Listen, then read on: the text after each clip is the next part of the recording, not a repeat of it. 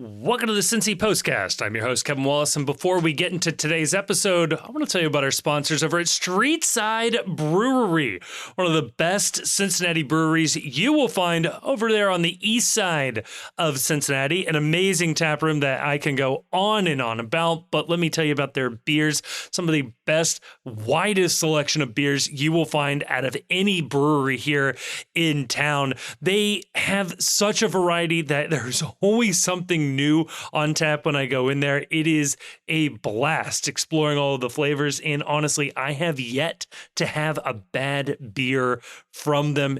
Give them a shot if you haven't yet already. And don't forget, if you mention the post when you are buying your beer, they will knock $1 off of your beer each time. Give them a chance. Also, while you're there, check out some events. There's always some cool events going on. They got the summer market on the 20th. You got Jonathan Cody White from 3 to 6 playing live music there. Sunday, Formula One watch party. You got live music from 3 to 6 with Monty Likens. And then Sunday night, it's karaoke with Pascal Karaoke. That's July 21st. Always a ton of really cool stuff happening over at Streetside. That is 4003 Eastern Avenue. If you need to look them up, or you can buy their beer the next time you're at the grocery store or wherever you're picking up some brews. It is a great place, good people. Hugely, hugely thankful to them for sponsoring this episode and so many other episodes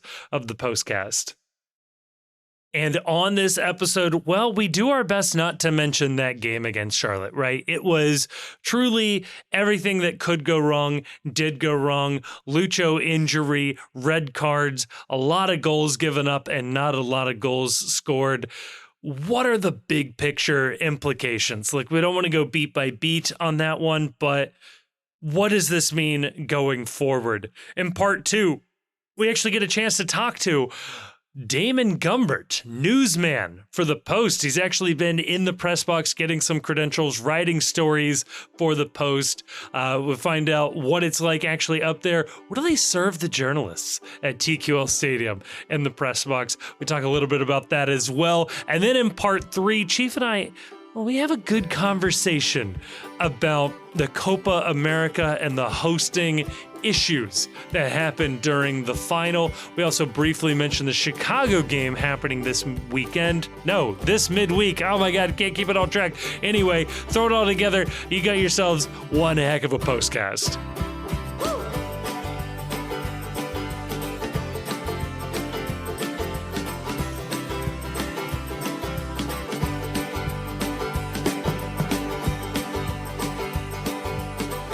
Joining me to talk about all of that and more, I am joined by the freshly de-Frenched Chief.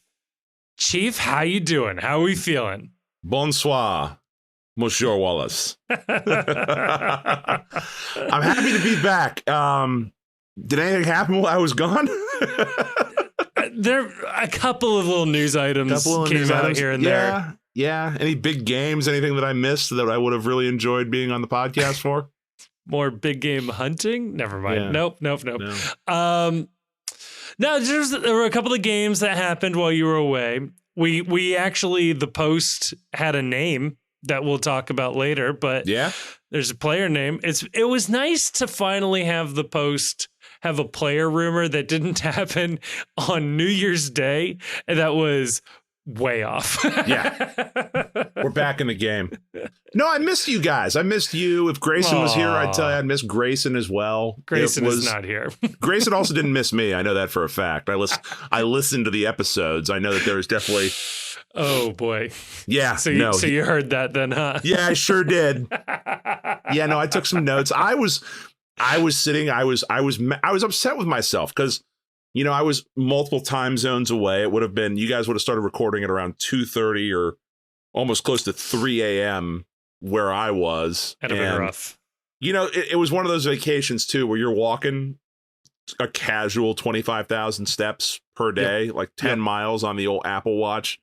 So, like, staying up late just didn't sound. I tried, but, you know, we failed. And I thought I was letting you guys down by not being able to hop on the postcast, because I've hopped on vacation before. I was in Ireland one time in a business center. I hopped on. I've been, all over the place. I thought I was letting you down. And then all of a sudden I go and I listen to Grayson and it's all of a sudden like, oh, I'm not missed at all. Like he's enjoying this a lot more. He got to be in his element. We talked about a huge win. And then by huge win, I mean, we went 30 minutes on transfer ideas and policy. It was good. Yeah. Like you missed a Grayson banger of an episode. Yeah. And all I know is that he was just sitting there thinking, man, this giant buffoon isn't interrupting my thoughts. I can articulate what it is I want to say without this oaf butting in every 3 minutes to talk about pro wrestling or something else that's stupid. Man, I will say, though, the dynamic is certainly different with 2 versus 3. We're missing something. It's like, I don't know. It's like the Marx Brothers without Chico. It's like, it works, but sure. It needs something. So I will be the bigger man. I will say it. I miss Grayson. I wish Grayson was here right now. Grayson, wherever you are, we're thinking about you. We hope you get better soon. Yeah, and don't worry. The surgery, it rarely leaves a mark, and I think you'll be okay in the long run. I don't think anyone will be able to tell. Yeah. It's good that they were able to stabilize him, save his life, but I think he's like seeing a play or something like that. Yeah, I don't know. He was messaging the group earlier that he ran into Chris Pine, so he's doing okay. Yeah, he's hanging out with Captain Kirk. I'm sitting here. We have to talk about that godforsaken game last night. That's what pisses me off the most about this is I miss the best game ever in terms of just an epic, just beat down of a team that just I hate what they represent. I hate what they symbolize. And then they just got absolutely throttled. And I'm not there to see it. I'm not on the show to react. And I come back and what do I get? I get this turd of a game that we have to talk about. This isn't fair. Look, it's just vintage postcast where we watch bad match after bad match and rant against the manager and the general manager and what is ownership doing. This Charlotte gave us a real take us back to our roots moment of, oh yeah, right. Remember when every game was like this? Can't score, red cards. Just this is vintage FC Cincinnati, the old vintage of FC Cincinnati, not the new vintage of FC Cincinnati. Yeah. Damn. But it's one game. It's just one game. That's at the end of the day. I definitely don't want to talk about the game like beat for beat, minute by minute, what it was like. But we probably should touch on some broader strokes out of this game, maybe what we're worried about, what to look for heading into Leagues Cup, little things like that, right? Right. So I'll say going into this, I really underestimated Charlotte. Now, thankfully, intern Luke was there to let me know that they had the best defense in MLS, which I don't think I would have even assumed they were in the top 5 of best defenses in MLS without somebody pointing it out. But I still don't think they're very good. Like that's the thing. Like I watched that team last night. They're not good. That was kind of like the frustrating part of this is that it's a bunch of guys. They're just guys. There's no one on this team where you look at it, it's like, oh, that guy is a baller. That guy's a player. They're all just a bunch of no-name. They look like creative players on FIFA. None of them are particularly memorable, but they play okay. Right. And what they can do is that if you beat yourself or you allow yourself to be beaten, they will happily take a result from you.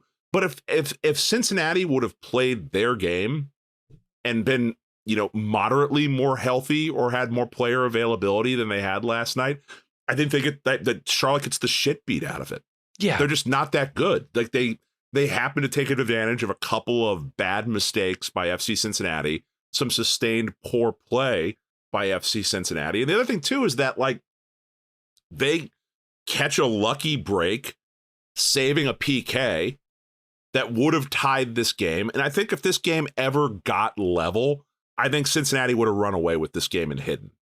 I think that getting to level they would have won this game 4-2.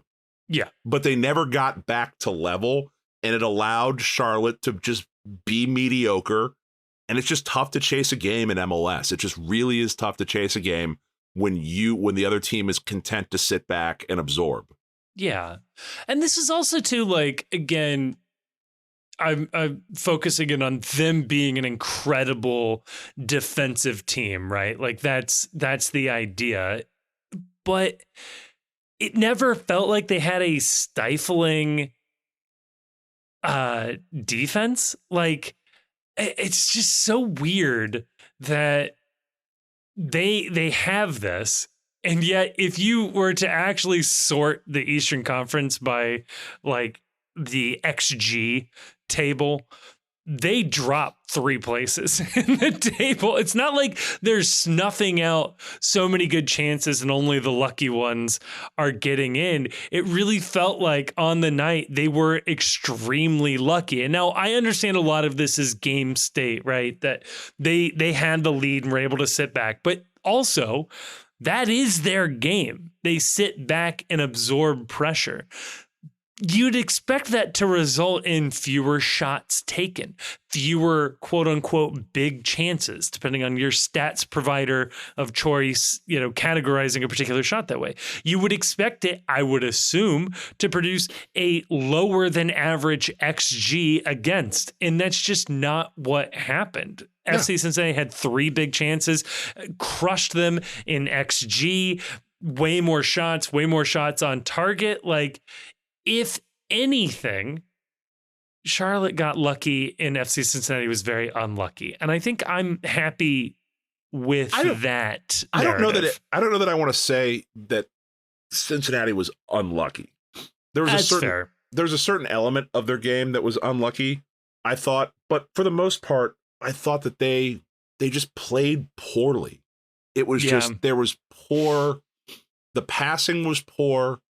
The passing was erratic. That's true. The passing was horrible. The movement was erratic. It led them to have difficulty holding on to the ball. The passing, especially in the midfield, was really, really poor.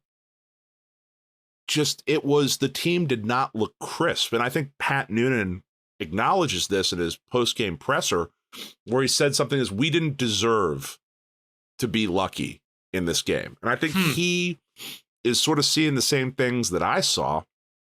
And that's that I saw a team last night that passed poorly. I saw a team last night that had some just ungodly defensive lapses, especially along the back line. And I saw a team that just squandered opportunities, a ton of opportunities in the final attacking third. And I think that if you change any 1 or 2 of those, they win this game easily. But when you do all of that, you're not going to get lucky breaks. You're just not going to get them. It had that feeling all night of, boy, this just isn't their night tonight. And you wondered if there was going to be any kind of a hangover coming off a huge win versus Miami against a team that, it's easy to overlook because there's no star power on this team. There's nobody on this team where you're like, oh, fuck, Charlotte's got that guy. Right. There's nothing. And so it's like you'd struggle to name more than a player or two, and they just came and they caught a Cincinnati team that wasn't mentally sharp on the night. Yeah. To that end, and to the idea of where I thought the problem was. Please. I know we usually do when we go over the lineups in these games. You want to go over the lineup, and then I'll tell you, I think that naturally leads into a couple of interesting discussions here. Yeah, let me run through the lineup. So the formation here is the formation that many, myself included, are calling the sword formation. So it's the 3 at the back, the 2 wing backs, 2 midfielders with 2 midfielders ahead of them, and 1 striker at the point, or dare I say, the tip of the sword. When drawn out, it kind of looks like a sword. It's also just sort of 3-4-3 is another way to look at it, but I like the sword formation. Okay, right. So Roman Celentano in goal, Ian Murphy, Miles Robinson, Alvis Powell, center backs from left to right. It was Yamil Assad as your left wing back and DeAndre Gedlin as your right wing back again. Buka and Kubo as your defensive midfielders and that defensive midfield pairing. Ahead of them, two dueling tens, as it were, Lucho Acosta and Luca Orishano, with Kevin Kelsey at the tip of the sword as your lineup. Chief, Kubo into the midfield, Kelsey up top, no Doesn't Obi. work. I Doesn't assume work. that's where you're going. Yep. Doesn't work. So that was the first thing I wanted to go to. I like this formation. Mhm. I think this formation has a lot of potential to it. It's interesting, though, that Kevin Kelsey does not work up top in this formation. He looks bad in this formation. Because it's a formation that it's with two attacking midfielders with Orishano and Acosta. It's almost like it's a motion-based offense. Yeah. It's a movement-based offense. It's an offense that's going to generate chances from dynamic runs. You know, Orishano makes a run and that opens space for someone else. Lucho makes a run, that opens space for someone else. And the tip of the spear in this attack, it needs to be Yuya Kubo. It needs to be someone that has the presence and the veteran moxie to sort of run around, be in the right spot, be able to receive the ball, and be able to attack. And just 19 years old for Kevin Kelsey and a target man forward, it just doesn't work in this formation, I don't think. It's funny. It's like we're running a triple option on offense, but instead of like 3 speedy run guys, we've like stuck Mike Allstott in there. There's like a fullback, and it's like, I can see it, but it's not working. Or it's a triple option with Tom Brady at quarterback. Right. Like, that's actually the better. Like the person that's the trigger man is a statue. Right. And so it just, like, I think Kelsey works in the other formation where we play 2 strikers and you have him as a target man striker and there's another striker that runs off him. Yeah. That works.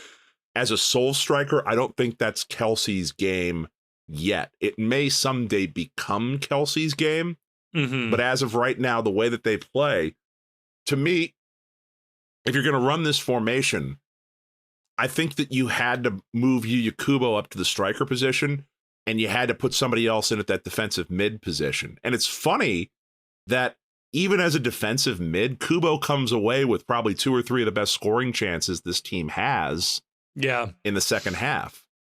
So I like the formation. I would love them to run it back again against Chicago when Obi is back and they can put Kubo up top. Yeah, that would be nice. It's weird that this formation doesn't produce nearly as many crosses, but yeah, that's just going to be the nature of it, is that everything is going to be worked into the box. We had literally double the number of touches in Charlotte's box as they had in ours. Like, this is designed to get the ball to the feet of creative players on offense. And but it's not surprising to me that it doesn't produce a lot of crosses, because look at who's playing. Right. I mean, right. Assad's a dribbly boy. Yeah, Orishano likes to dribble and attack. Assad likes to dribble and attack. Yedlin likes to dribble and attack. These aren't guys that are immediately looking to swing the ball into the box. These are guys that are looking to take people on 1v1. It's an entire lineup of people that are looking to take people on 1v1. The only person who isn't like that is Kevin Kelsey. All right. So it kind of leads him to be the odd man out in this formation, because he can't create with the ball at his feet the way everybody else can there. So with that in mind, we all agree that this offense and this formation, I should say, but the offense in general, works, dare I say, better with Kubo up top, potentially even Dado up top. Now, Dado's not a goal machine at this point, but he at least can play that game. Kelsey is a good change of pace guy and has certainly proven effective for somebody who is only 19 years old up to this point. He's very good. I don't want this to be an anti-Kevin Kelsey thing. I just don't think that this style works for him. Right. So with that in mind, that this team doesn't have virtually anything after Obi and Buka, would you prioritize a defensive midfielder depth spot over a DP striker? If you were, I think right now you have to. Like, I think Kubo's good enough.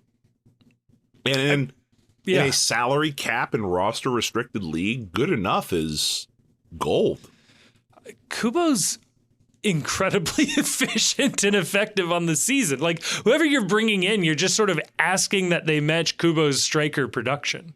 Right. Which is a funny thing to be doing for a DP. Well, could you match the guy already doing it? I'll put it this way. The player you would have to get to be better than Yuya Kubo at this point, the way Kubo's in form right now, you'd have to talk about spending a significant amount of money. You're bumping yourself up into the 20+ million striker range, I think, to get someone who will be more effective than Kubo.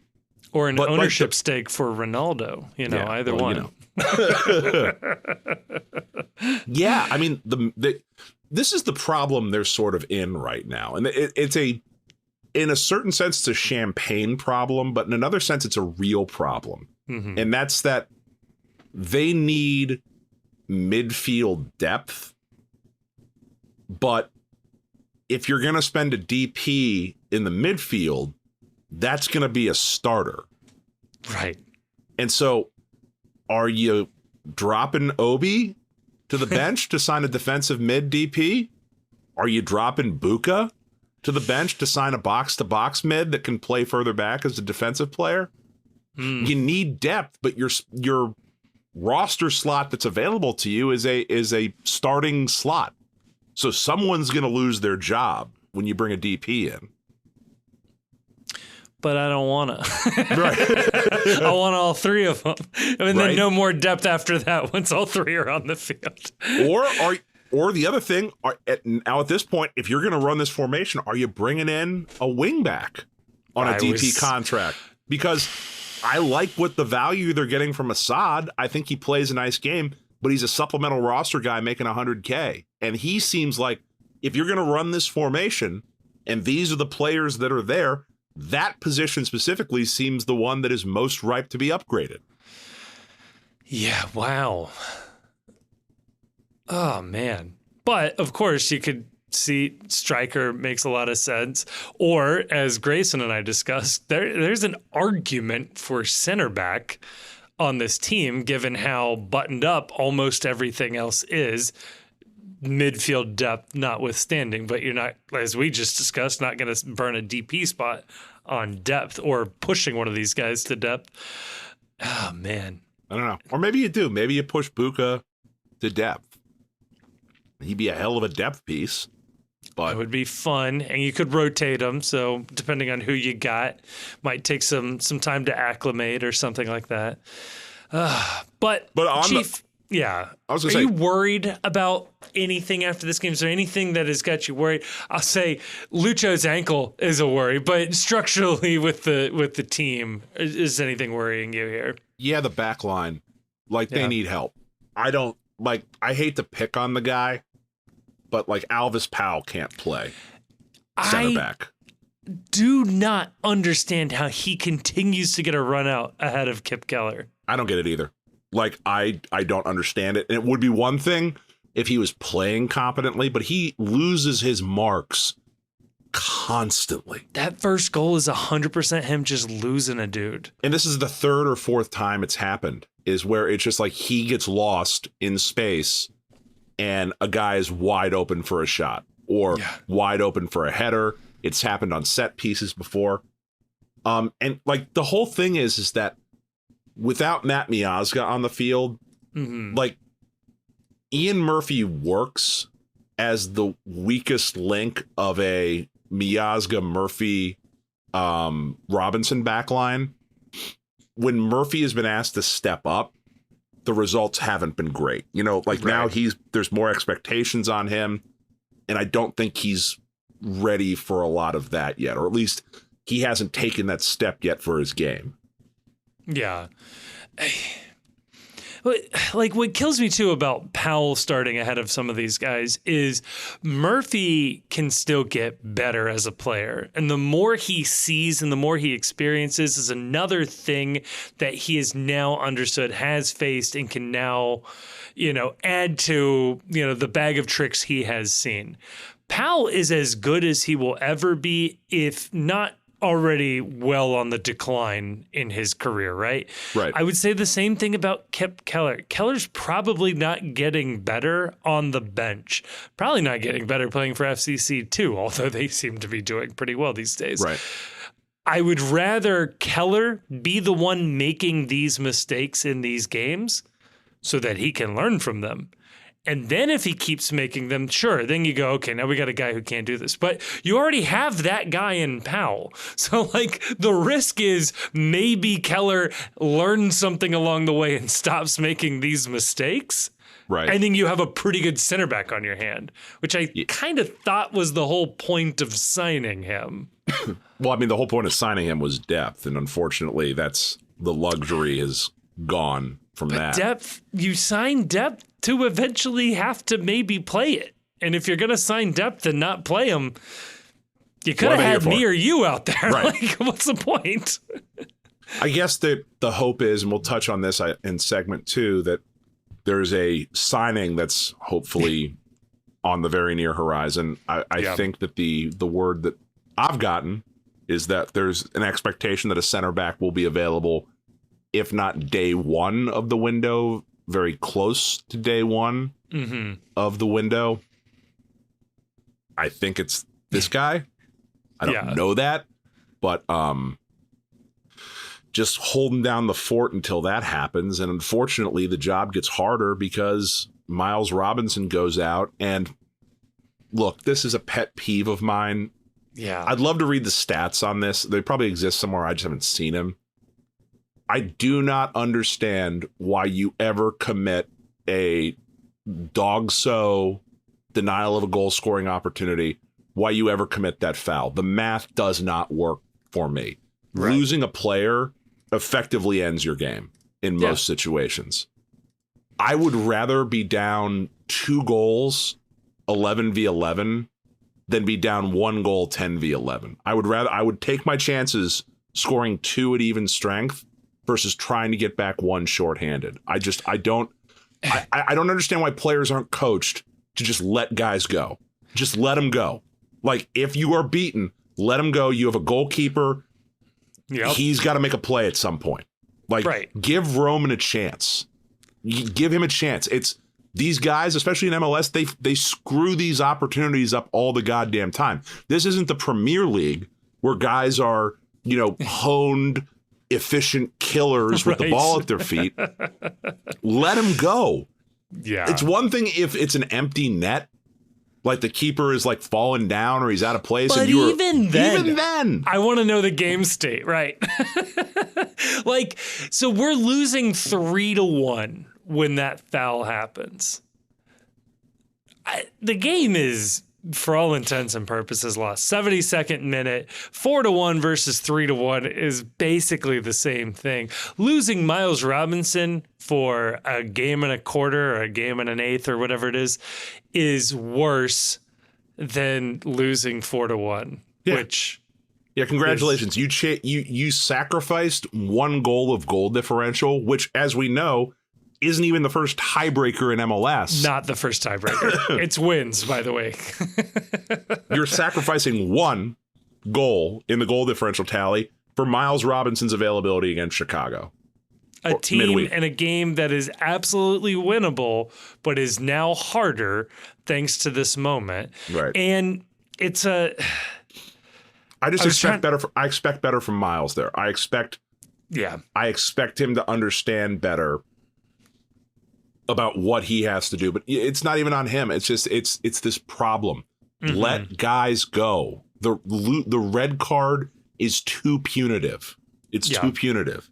The one situation, because I was thinking about it while you're explaining that, it's a great point. The one situation I can understand is if it is a tied game. It's looking like a draw. And whatever the situation is, it is then going to immediately go to penalties. So not end of regulation and you still have 30 minutes of extra time. I'm talking the next 5 to 10 minutes is going to penalties. Then you can do it. Yeah, cup final. Right. Then you can hold on and it goes to penalties, and it doesn't matter if you're down a guy or not. If anything, if you're a shit penalty taker, it might help your team because you get might be doing your team a favor kickers. there. Yeah. Which is maybe a strategy more teams should be looking at in penalty kicks. At your 3 worst kick takers, I'll take red cards in a final. What happens when that happens? So they just I have no clue. Maybe you just are down 3 shit takers and you cycle through 7 or 9 or whatever while the other team has to go through all 11. I don't know. That's a great idea. Yeah, like right at the end of regulation, like right before the ref blows the whistle, Punch just a go up guy. and shove the ref. Right. Immediately get sent off. I don't know. Maybe you have to name 11 players. No, but if you're down to like 6 and they're all your best penalty takers, that'd be dope. That would be great. Yeah, it's your 5 best and a keeper, and you just hope the keeper can maintain. I love this idea. This is an incredible idea. You got to do it right at the end so you don't jeopardize maintaining the draw. But yes. Can you get sent off after the final whistle? Surely. So like the ref blows the whistle and like you just go and you just shove the ref and then deck one of the other players, red card. Wow. We might have found a way to win the World Cup. It's a trick that only works once because they will then immediately edit the rules. Yeah, no, this is a Bill Belichick rule hack where like all of a sudden or like a John Harbaugh where everybody holds on the final play to run the clock out. They all draw straws and they all have to scream a racial slur. They all get sent off immediately like, I didn't mean I was just trying to, this is weird strategy coach came up with. I heard it on a podcast. I thought it might work. Get that? I heard to scream a racial slur on a podcast is always a good thing to say out loud to other humans. Yeah. You're listening to the Joe Rogan podcast. I'm your host. Please don't say racial slurs. Please don't do that. Whatever you do. Unless you're Kai Wagner, in which case you're probably already doing it anyway. That's a great point. But yeah, like the game's already lost, Miles. You don't need to be doing that. I will say there's probably something to be said for Roman hesitates coming out, which probably throws the whole situation into jeopardy. But still, you don't need to tackle the guy there.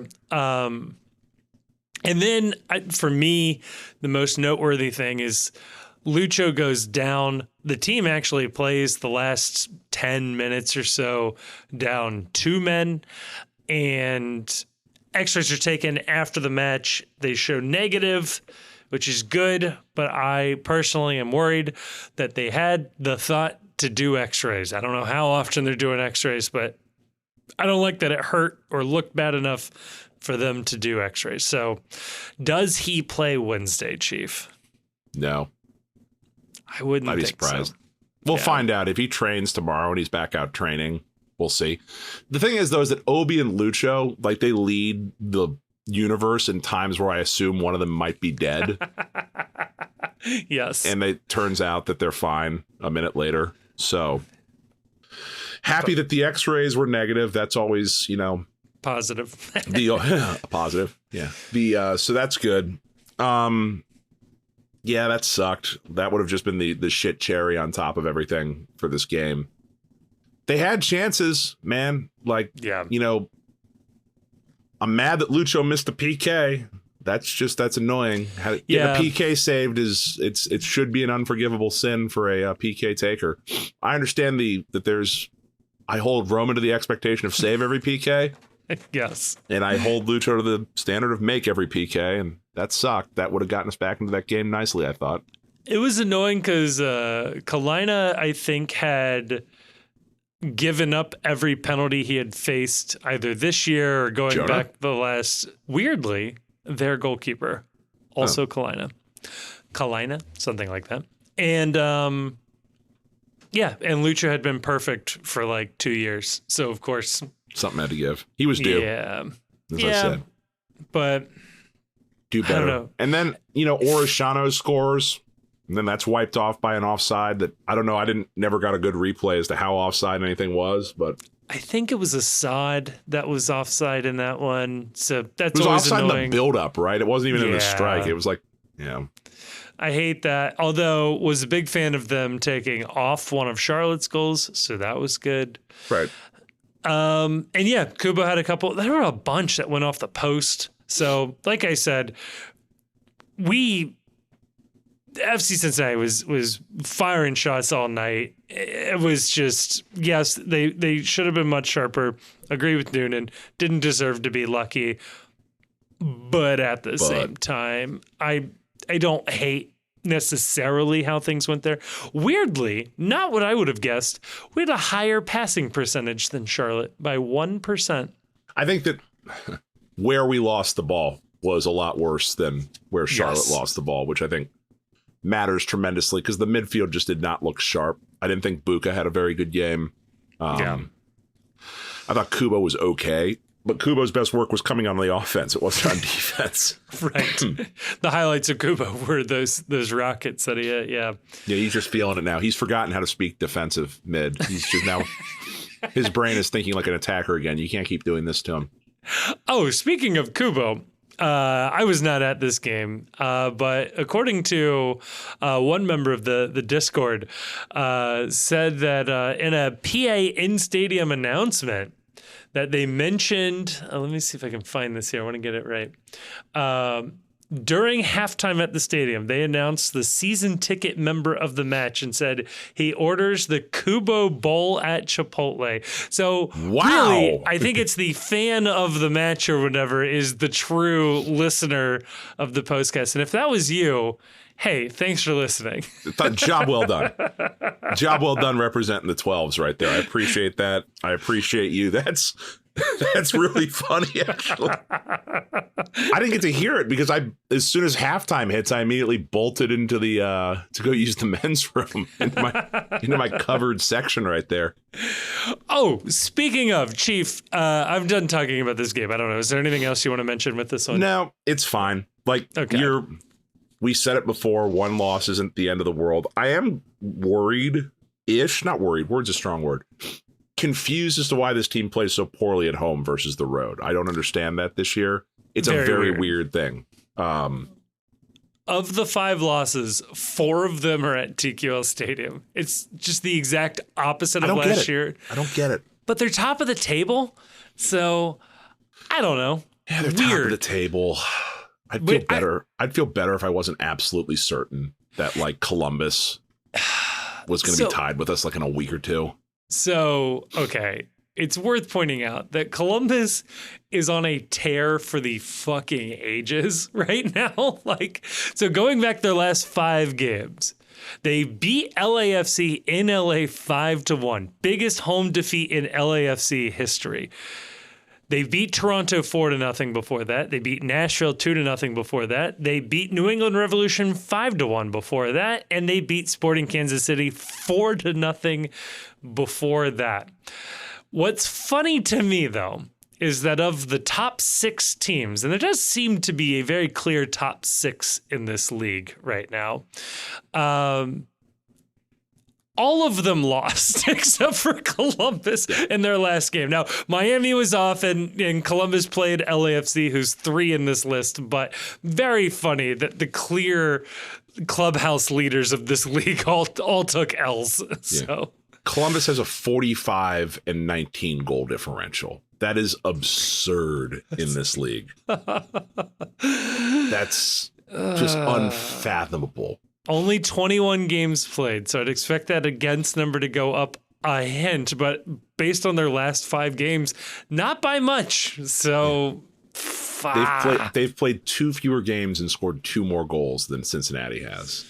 Their goal differential is a +26. The next highest is RSL with 18.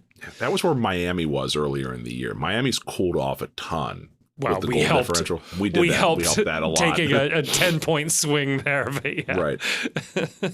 I don't know. That's pissing me off right now. Just put a pin in that, I guess. Yeah.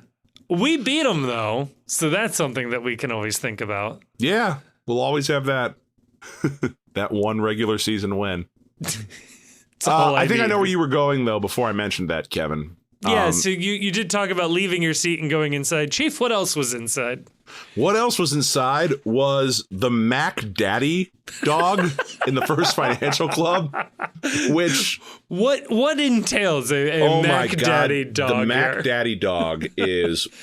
I don't assume even... there's some mac and cheese involved. There's absolutely some mac and cheese right here. Hold on, I'm going to... Yeah, all right, please. I'm going to read you directly the TQL Stadium new item. Okay. The Mac Daddy dog, First Financial Club only. So no, it is not available to you peasants yet. Sorry about that.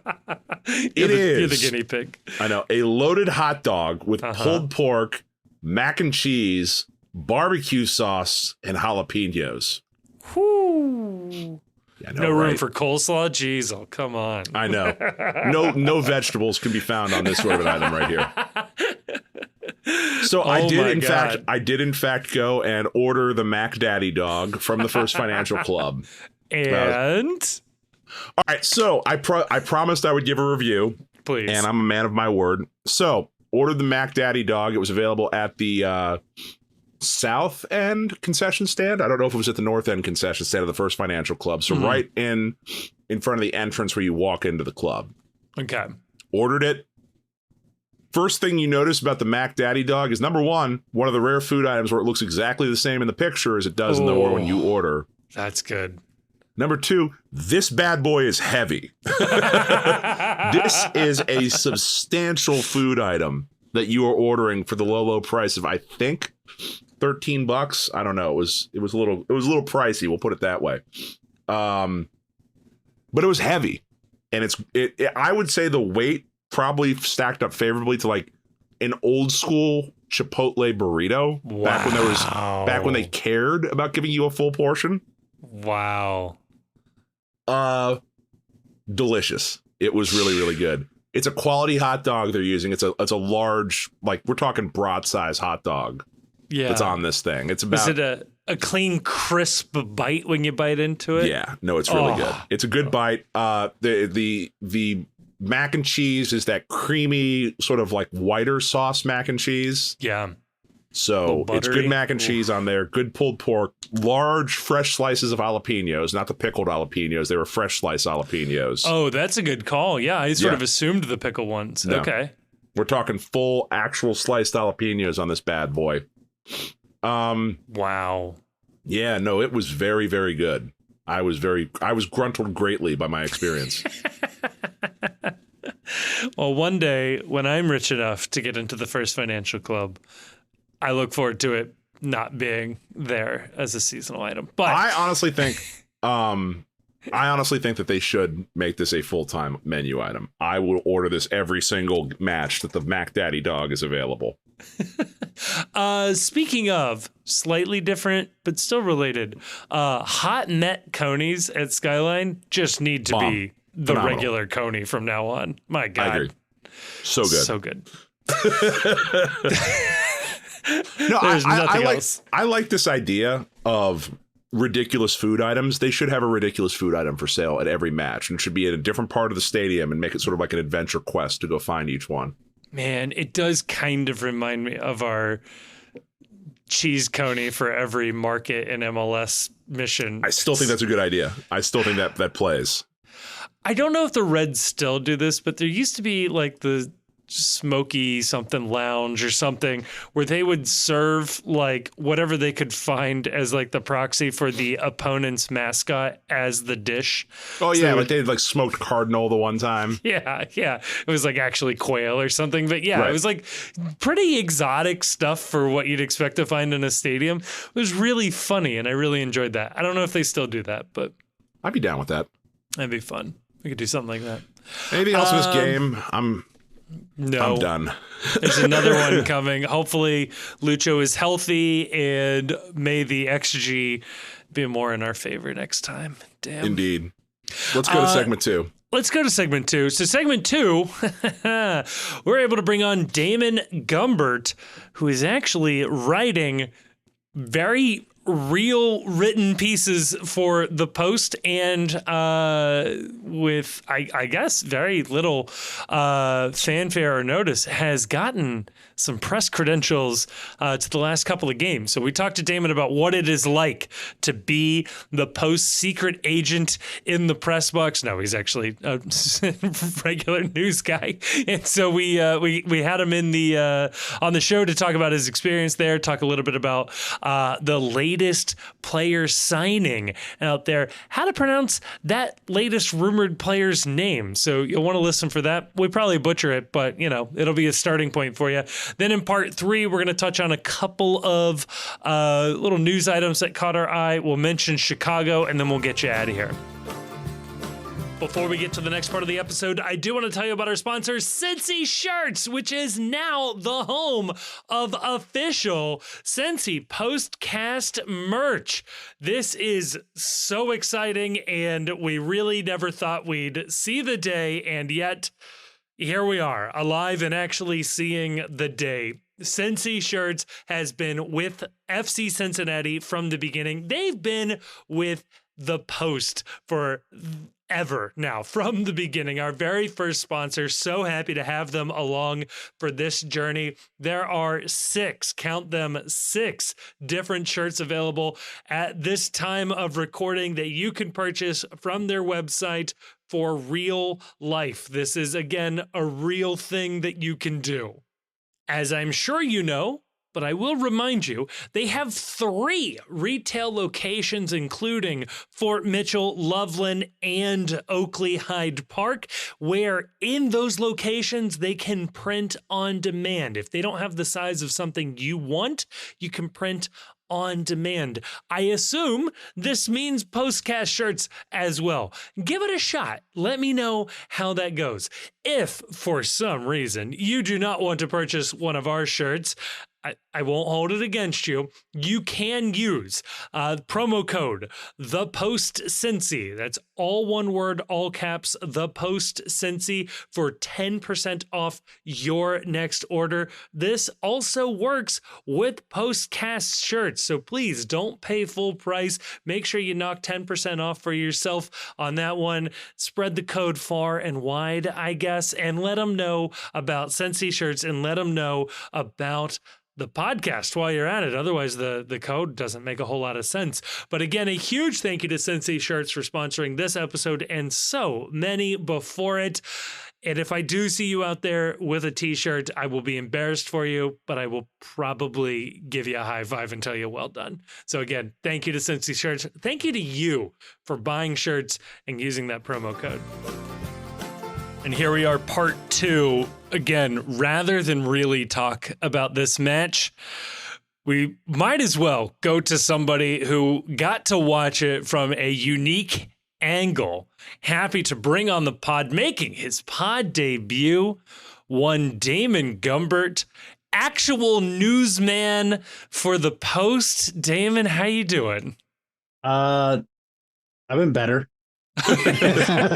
after that performance, I feel like I'm still metaphorically hungover from the game. Like, I feel like I haven't recovered. Yeah. It was a miserable experience. So this is, I will say, I'm going to put the game aside for a second. This is kind of exciting for the Post. We've been going for some time now. I think we started the 2020 season. We got started sometime in like February 2020, give or take. Yeah, everything was going great in February 2020. Just perfect time. Perfect time to launch something new, huh?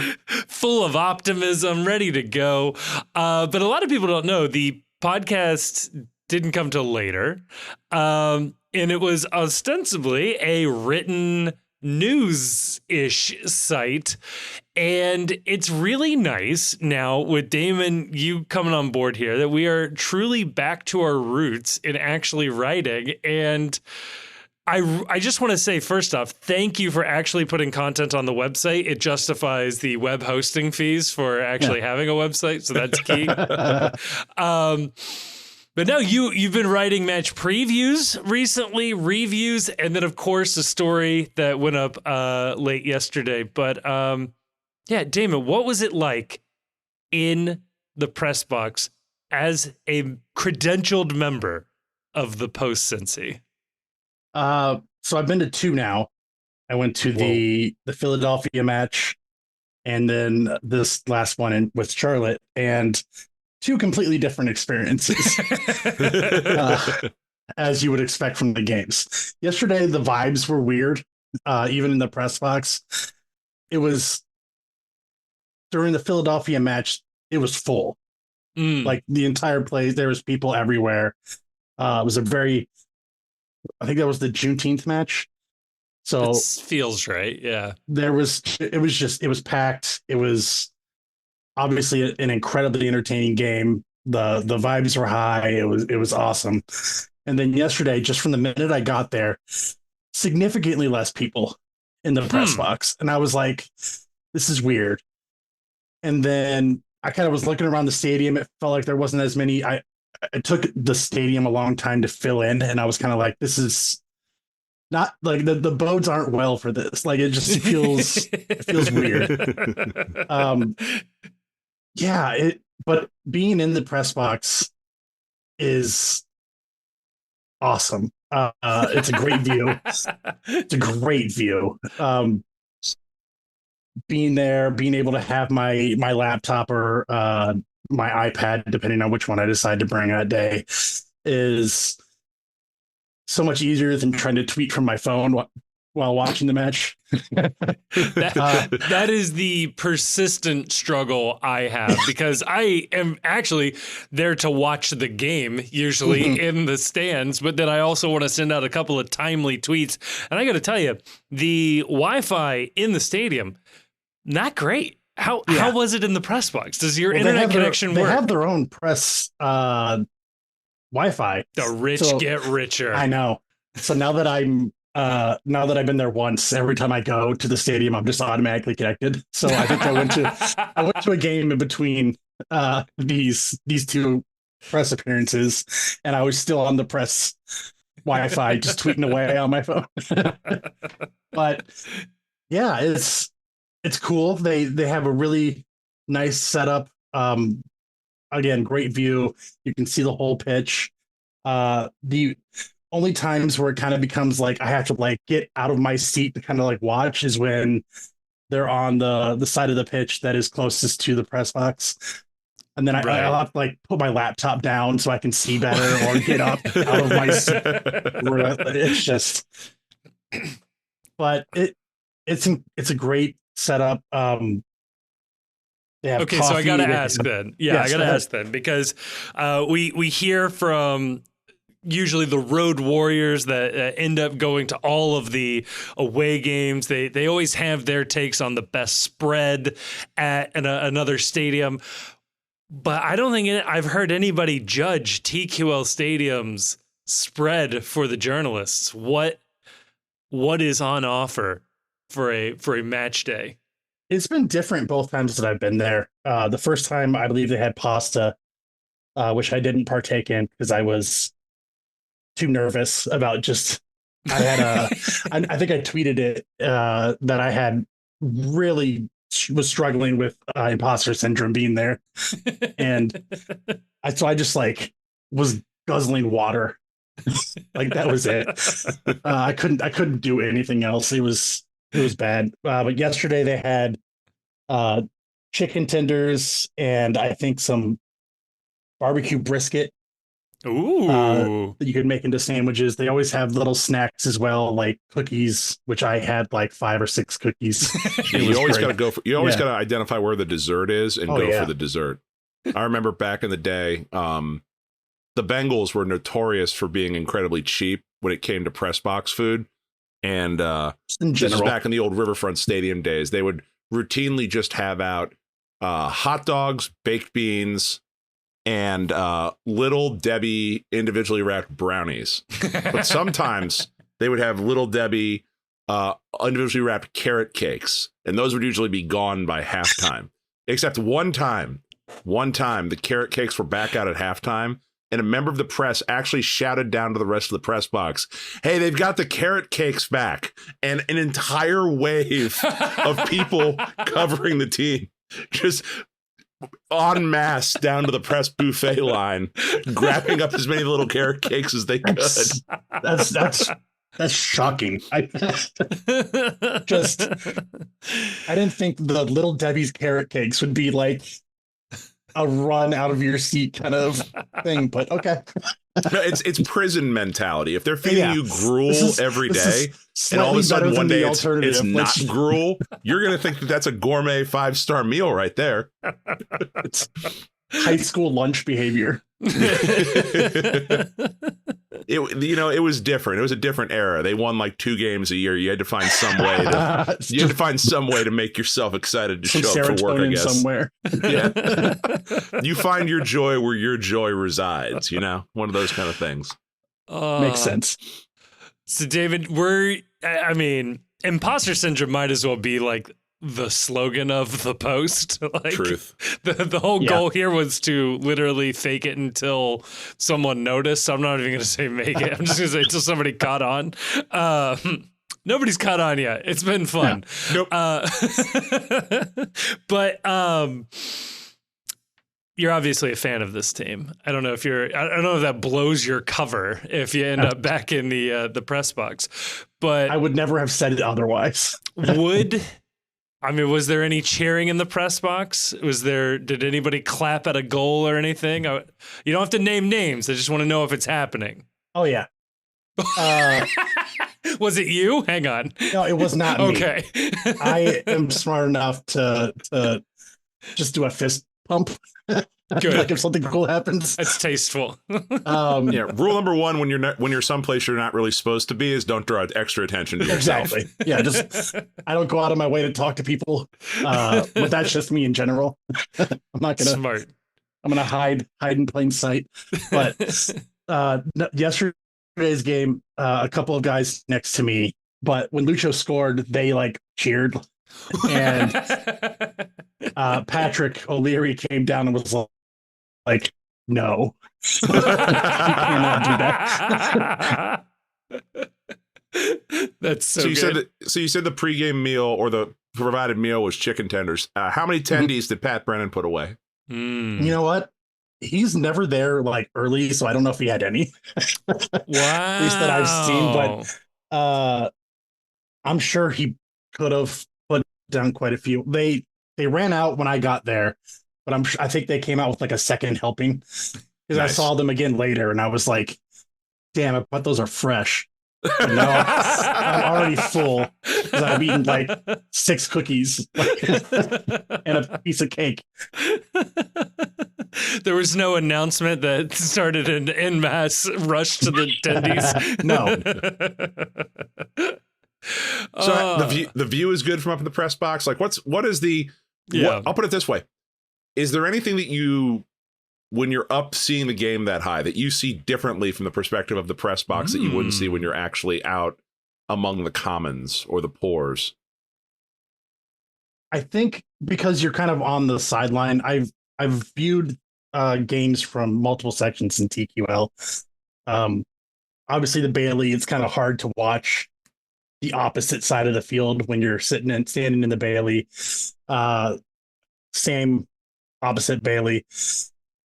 Kind of the 2 sidelines are really the best spots. The First Financial and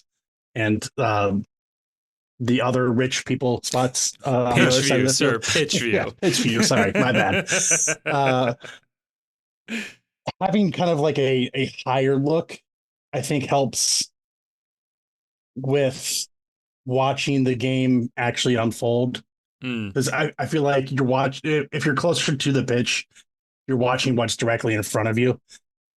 Whereas when you're higher up, you can see everything at the same time. So you're kind of watching like the whole game instead of it's kind of that chess adage, like watching, like seeing the whole game versus seeing the next move kind of thing. I like it. Did it make you a smarter analyst? Oh God, no. Okay. No. Don't break the illusion. Yeah. Like no. By having the credential, immediately your opinion weighs more because you know more than the regular person. My Twitter likes have not gone up, so I'm That's just because they got rid of all the porn bots. Once they get those back, we'll all be in Lake City. That's fair. Also, the other thing that you got to do, once you're like a big time, big swinging, journalist, Big J Journo, you got to buy some followers for yourself too. Get the follower count up to like 25, 30,000. Yeah. I got to get up to the at Brennan Laurel Fowler level of followers. Yeah. Maybe we need to buy you a check mark as well. That's always a good look. Yeah, I don't want one. All the cool kids have them. Yeah, I had one when it was actually like something to be proud of. I don't want one now. That's right. Yeah, formerly officially blue check mark. Yes. Wow. So I got the blue check mark originally because I was doing something for work that involved AI, and I was trying to see if there was any difference between Elon's AI and ChatGPT. And so I paid for a month. And then when that expired, I rolled it over because then I decided I wanted to get deep into the mentions of USMNT fans. And so I kept the blue check on to force my replies further to the top. Now I kind of like it. I might keep it, I think. I think it's a status symbol. Blue check mark just to troll people is such a god move. Especially USMNT. Yeah. I still have the name on. It's still USMNT Chief. I don't know that I'm ever going to change that. I think that's just the way it needs to be until the World Cup happens. Oh, God. We'll touch on it later if the World Cup happens in this country. My goodness. Yeah. But Damon, you're up in the. I had to stop and think if you had a code name for a second. Damon, you. No, that's his real one. No, Damon, you were obviously much higher up on this, and maybe you didn't notice anything. But was the pitch an obvious thing that you could see? Because I'll say I didn't notice it that much in the broadcast, but then after the fact, Charlotte seems to have made a real meal out of the fact that the turf was freshly laid and maybe not perfect. The only thing I really noticed was during the first, or I guess I don't even know if they did a second hydration break. They didn't, I don't believe. I don't think so either. Yeah. During the hydration break, I could see people working on the pitch, like kind of putting it back together at parts where it might have come up more than in other areas. That was the only time I really noticed. I didn't think it looked bad at all to me. Yeah. Not nearly as bad as pre the new pitch. Like I forget, San Jose's pitch, I think, is the one that killed Matt Miazga. Yeah, that looked terrible. Like, it was just dirt by the end of the game. So we had the torn up pitch because of the Kenny Chesney concert. Yeah. But it got me thinking. Well, whoa, hang on. It did get me thinking, though. If you could book a WWE AEW here we go. crossover event at TQL Stadium, what is the card you would put together here? Well, first off, which event are we booking there? It's like the card would depend on like what event. Whose event is it? Because you have to, someone's going over, and it's going to be whoever is running the event. Oh wait! Oh, are we booking it's a crossover? We're doing a crossover. Oh, I thought you were saying like. We're splitting the crowd. I'll let you pick whatever makes sense. Like a Royal Rumble of a combined cast would be insane, but I mean, you pick here. Yeah. Well, I mean, I think the Royal Rumble should be brand agnostic. I think that would be the best move ever for WWE to make the Royal Rumble the one event of the year where if you want to send someone to be in the Rumble, every promotion can send someone to be in the Rumble. You could seed it so like your Ring of Honor guys are like first. Like it works its way up, right? Yeah. You got to know whose event it is because whoever's posting the event, that's whose champ is winning, obviously. Yes. You'll probably split some, like it'll be even for most of it. You know, like when AEW does Forbidden Door with New Japan guys go over, not like a huge amount, but some of them will win those matches. And but it is an AEW event. So at the end of the night, the AEW guy is probably gonna come out on top 9 times out of 10. And you kind of have to know who's booking this event to know, like, is Tony Khan gonna put a bunch of WWE guys over? Probably not. Right. I mean, depends on how good the supply he has is prior to the event. He's a mark, so he probably would. It's like, Tony, you can't book your champ. You can't book your title to go to WWE. That would be insane. Watch me. It would really depend on who it's on. I feel like he would do anything to put his title on Randy Orton. Oh yeah, like, no doubt. Just. And then it's like, well, you won't be able to have your champ win it back until next year. It's like, it's fine. It's all right. It's good. Randy Orton. It's RKO. It's out of nowhere. I've actually wanted, I honestly think TQL Stadium would be the perfect venue for like a pay-per-view like Money in the Bank. I think Money in the Bank at TQL Stadium would be electric. Only problem being there is no obvious place to hang the briefcase from since there's no roof. But you build one of those towers in the center that has like the you could do one of those because they always have like at WrestleMania where they build like a ring on top of the ring like that, right? They just hang it from that. But the only thing that is wrong with TQL is that it's not big enough for a WWE pay-per-view, and it's probably too big for a AEW pay-per-view. Like it's just not right. Like not, I don't know. I mean, you could probably get for a WWE event, you could probably get, it seats 25 and you could put another probably 1,000 on the field. So like 26, like for their smaller PLEs, you could probably for a B pay-per-view, a B show, maybe. Yeah. But you're not going to get the Rumble there. You're not going to get Backlash. Yeah. This will be awesome though. Yeah. I don't know why they don't do more outdoor shows during the summer. Like that's just perfect. Just do an outdoor, like it's at night. The sun is down. The roof covers the field. So like the roof covers the stands. So you don't even have the weather issue. Yeah. That you would at most places. You imagine get the Bailey, like a bunch of wrestling fans in the Bailey. So the Bailey. Yeah. I think that Venn diagram is a perfect circle. I'm imagining too, like a rain match would be really fun. It would make for plenty of them. Yeah, it'd make for good visuals. There was a few, I don't know, maybe like 6 years ago now. I'm always like weird with time. I don't know how long things have been, but I think Minoru Suzuki and Kazuchika Okada fought in the rain during like one of Suzuki's like anniversary matches for like his 30th anniversary or something, and it was just pouring rain and wherever they were in Japan, and the visual, it was just every time you hit the mat, water's flying up, and it's so cool looking.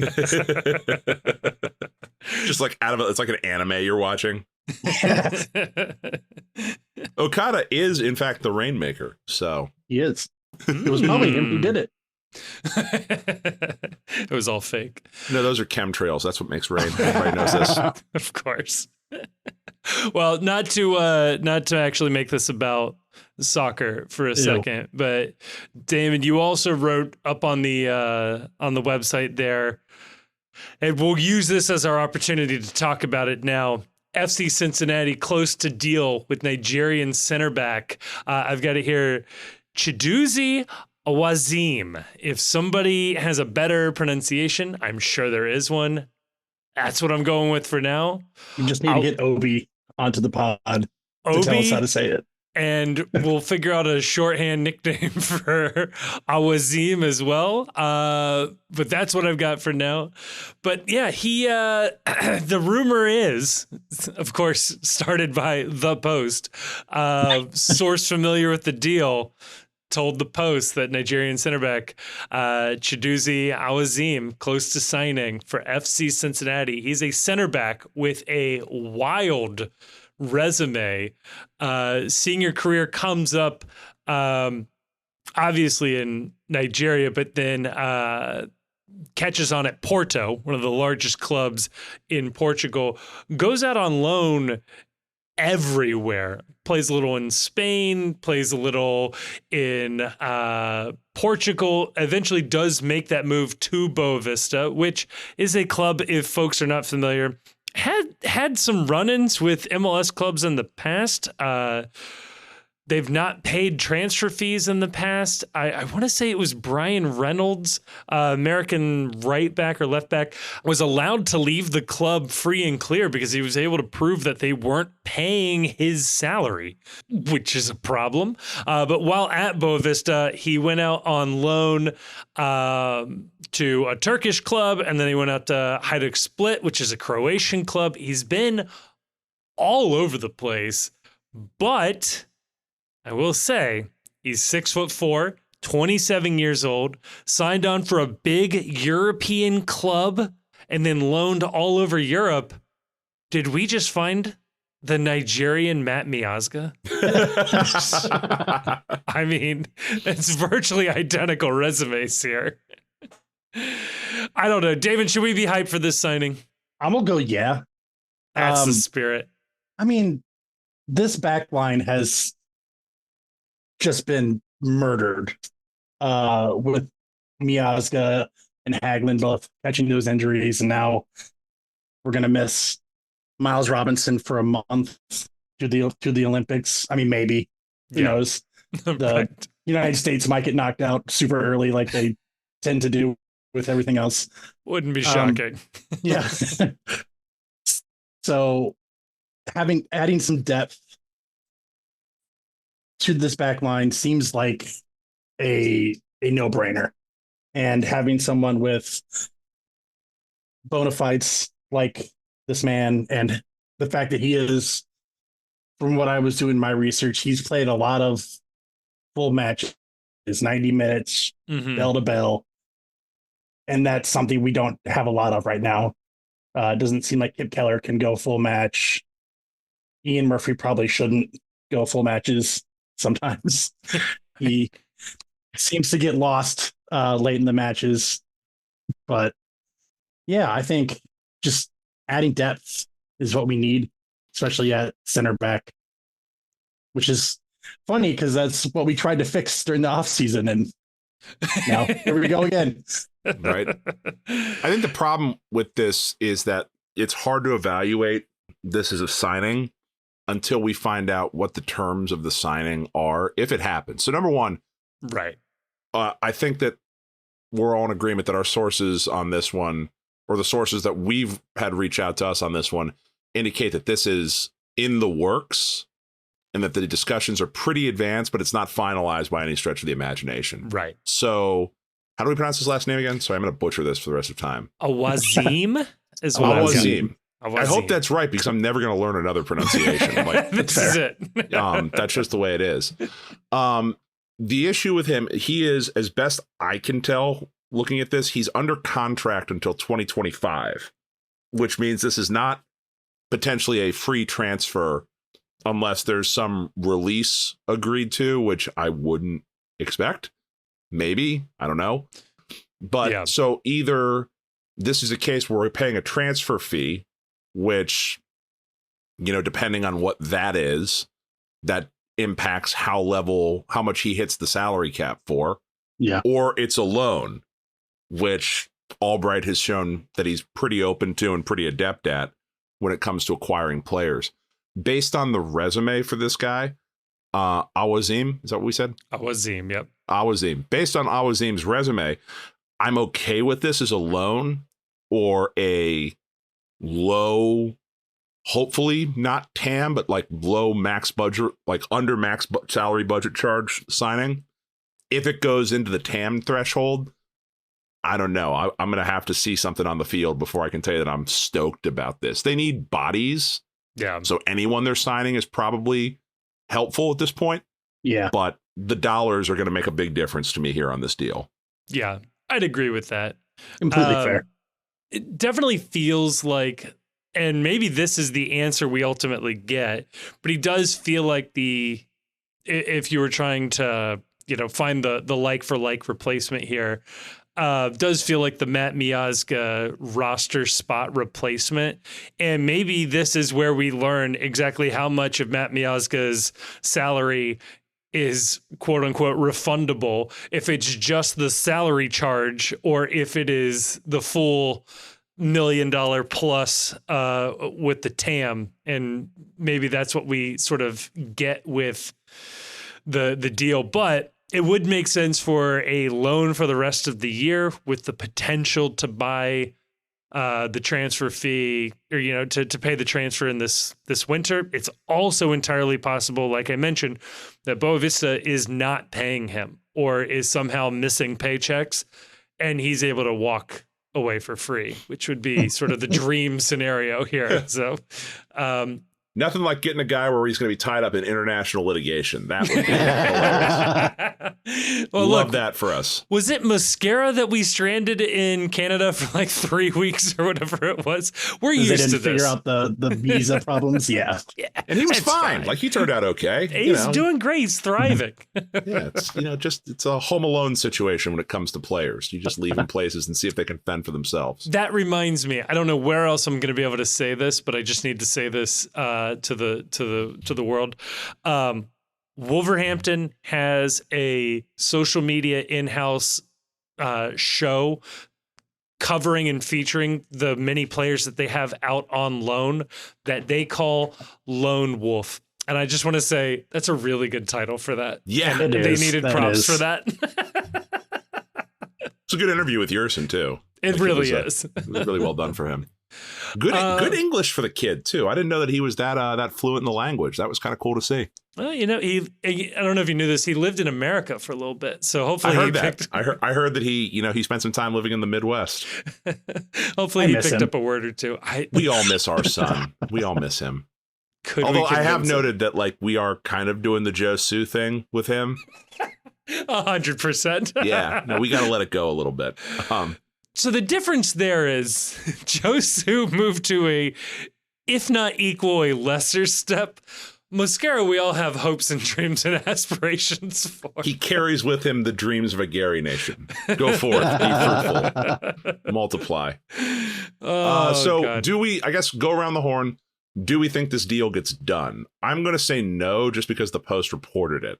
And that if we hadn't said anything, it would happen. But by us saying something, now we've guaranteed it won't happen. Ooh, I like that. I can't wait to get a strongly worded text message saying that we ruined this for the club. I'll agree with that. That sounds fun. Damon, why did you do this? I meant your take. Oh, my fault. Okay. Yeah. yeah. Clearly. I'll take the bullet, I guess. I think it'll get done. I don't have any reason to think otherwise. They obviously need the help in the back line. I feel like they're gonna do as much as humanly possible. He checks a lot of boxes here. I think that's very fair. I have been wondering, and I think I put this in my match preview, and I've said it on Twitter. We have multiple people on loan at different places. One of them happens to be in the USL in Joey Akpunonu. Yeah. Why isn't he being called back? Like, this is our first round draft pick in the Super Draft last year in 2023. He's, for all intents and purposes, doing pretty well in the USL. He did pretty well last year in the FCC2 and in the Open Cup when we played against USL teams. What's going on? Wait, what? I don't understand why we're not like, hey, we have the option to bring this guy back. They brought back Walters. Yep. We give up. Let's just bring him back. This guy who's doing well and they're like, nah, we'll let him stay. That's a good question. Well, hopefully you're able to get into a press conference at some point and you can ask whoever they let you ask. It'd be really funny to ask like DeAndre Yedlin and a question. Just someone who has no idea. Look, you're the first person that they let me ask a question to. I've got to know what's going on with Akpunonu. It's like, look, I've been told that I need to ask this question by my editors. They didn't specify who, and you're the first person. What's going on with Joey Akpunonu? Your thoughts? Joey. Well, Damon, thank you for, again, actually writing stuff for the website. If people have not checked it out, they should check out your work. Lots of match reviews. Some previews are starting up. Really enjoy that. Plus the random smattering of things I might ask you to write as time goes on. But yeah, thank you so much. And hopefully you, I don't know, are able to run into some fun Twitter personality in the press box at some point. Yeah. Thank you guys for letting me write all this stuff. It's been great. It's a very high bar to clear to write for the Post. So I'm glad you passed I beat the out test. so many other people for this opportunity, and it was either you or intern Luke, and we're not certain he has a license. So,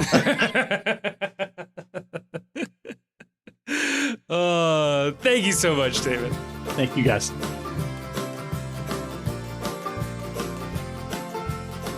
All right. So huge thank you to Damon for coming on. And if you haven't, check out the website. He is writing stuff for us. Feels good to actually have this, huh? No, it's kind of cool that we have someone in the press box for the Post now. He was in the press conference with Pat Noonan. Maybe we'll someday get him a question that he can ask, and we'll be allowed to ask questions on behalf of the Post Cincy. Crazy. You know what's cool about it, too, is that we're going to try and throw him some cash from our limited sponsorship dollars that we get after we get done paying the hosting fees and all that sort of stuff. We want to thank you to our sponsors, Streetside. Thank you to our sponsors, Cincy Shirts.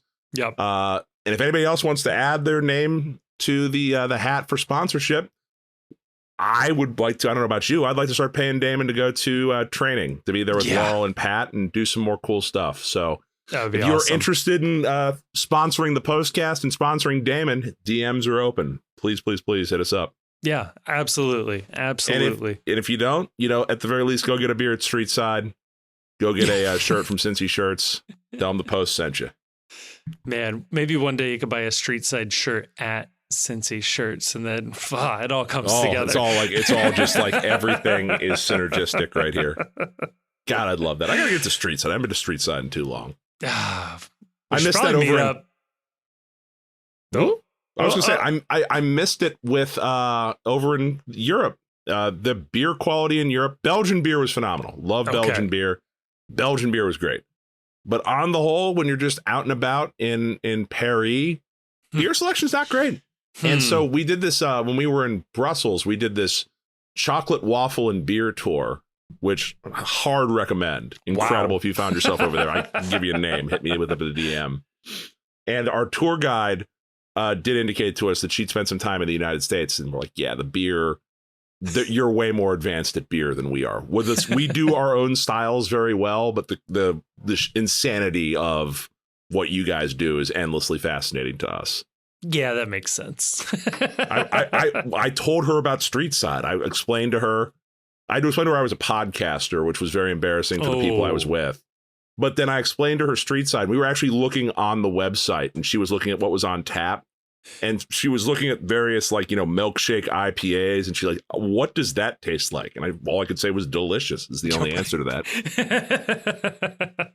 Yeah, that would be really confusing if you've just been, even just in a frozen in a time capsule for 30 years, and you come out, you're just like, what the hell is all of this? What are you drinking? How can I get a Bud Light? Aren't there just 3 beers? What are we talking about? No, but her European mind was blown by the concept of Streetside Brewing. And I said, that's awesome. No, we exchanged contact. I was like, you're in Cincinnati, hit me up. That's great. Yeah, hit me up. You know what she had was really cool? I got to start doing this legit. She had on her notes app, she had already sitting there in her notes app places to eat and drink in Brussels, Bruges, other cities that she lived in. And then what she would do is she just airdrop you the note of here instead of giving you the recommendation. So I really want to do this. I'm going to set something up like that for Cincinnati. Wow. And then when you meet people out and about, or you're talking to people at the airport, or on an away day, and they're like, so what do you do in Cincinnati? It's like, well, here, if you're ever in town here, I'm going to airdrop you. Here are the places you should go to. Oh my God, I love that. Yeah, right? Like you're a wandering ambassador for your city when you have that available for you. Man, We should curate like an official The Post recommends list. And if you want to be on the Post recommends list, hit us up in the DMs. You can pay for inclusion 100%. We won't even list you as sponsored content. We'll do one better than Elon right there. Oh, come on. We will lie our asses off. Don't you worry. Oh, God. Well, speaking of lying your asses off, Chief. Oh, boy. We've got a Chicago game to talk about, but it's hard not to keep one eye over here on my Twitter feed showing me. I know what you're about to say. Please. I know what you're about to say. Our hearts are with him after that vicious attack. Yeah, or something like that. Anyway. Or something like that. That was a whole thing we didn't talk about in segment 1, was that all this happened against the backdrop of maybe there was an assassination attempt on a political candidate in the middle of the build up to the match. Pretty wild times in the U.S. He came back at a good time. He came back at a good time before they shut down borders or something. I don't know what was about to happen. When I was in France, we were there on the day that they had the election there. Oh, right. And there was an Antifa riot anyway, just because, they're built different over in Europe about this sort of thing. And we're on this Paris metro, and all of a sudden at one of the stops, Republique, underneath, I think, the General Assembly, all of a sudden people come running down the stairs as we are pulling into the station, all with their shirts over their faces. And there's tear gas coming down the stairs because they started tear gassing protesters. The door of the metro car opens and we just get blasted with this. It was diluted by the time it got down there, but all of a sudden your eyes are starting to water up and everybody's got their shirts up. It was fucking wild. Whew. Then I come back here and somebody takes a pot shot at at a presidential candidate. What the hell's going on here? Man, wild Would they have times. canceled the game if I don't want to get this banned by the CIA or anything. Let's just say if he'd been, as the Gen Zers say, unalived. Right. Would they have canceled the game? Man, probably not, but we by about 2-3 inches, we missed one of the strangest, potentially scariest what ifs in American history. Yeah. No, that was very much that's all we could talk about at Northern Row ahead of time, was just that 3 inches one way or the other. And there's a timeline out there that I don't want to be a part of, but I desperately want to see. Yeah, man.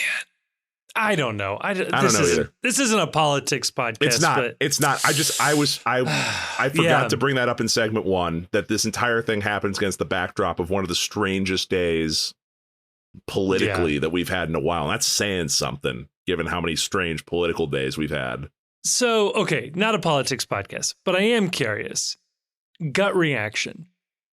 Does this change things? I'll let you interpret that how you will. No. That's my thought. But I don't have this thought for the same reason most people do. Okay. I don't think this changes anything, because I think that we still have 15 more curveballs and 10 knuckleballs left between now and the fall. Yeah. That this will be quaint in 6 months with all the other bullshit that's happened. We haven't even hit the tip of the spear or the iceberg yet on this one.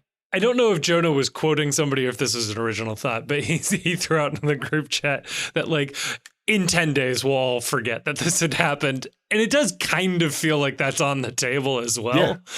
Something else bananas will happen in 10 days, and this will seem quaint by comparison. Ah, man. I don't know. All right, so here's another one then. What is the more headline you would expect from a banana republic? Political candidate assassination attempt at rally. Right. Or crowd overwhelms security at sporting event, leading to mass confusion, hysteria, arrests, and postponement of the game or delay of the game. You throw in it's a soccer match and it's a real coin flip. What is going on? I guess we'll level set here. So as we are recording this episode, we don't record this on Monday mornings, folks. We record this on Sunday nights because we both have real jobs. And if you want us to stop having real jobs and make this our full-time work, please, DMs are open. I'll put this out there too. there is a dollar amount for me in a size that this gets where I will quit my job and try to make this full time. I won't say what that number is. It's high. Yes. But it's there. But every man has his price, as the $1 Million Man, Ted DiBiase, said. Yes. So as we're recording this on Sunday night, this is a story that is in progress. The Copa America finale, the championship match, kicked off tonight, delayed at 9:15. The match is taking place down in Miami at, I believe, Hard Rock Stadium, where the Dolphins play. Yes. And it has been a catastrophe by all accounts and all reporting. There were crowds massing around the gates hours before kickoff. Yep. It's apparently hotter than hell down there. It's Miami. It's July. You know what you're getting into when you're down there. But that at some point, the crowd breached the stadium gates security prior to gates opening. A large number of people, it seems, got into the stadium without a ticket by just rushing the gates. Yeah. They got the crowd under control, but there was such a mob at the gates. It was about to turn into a who at the Riverfront Coliseum situation with people pressing up because they were worried they weren't going to be able to get in. So my understanding is that they opened the gates and weren't checking tickets at one end of the stadium.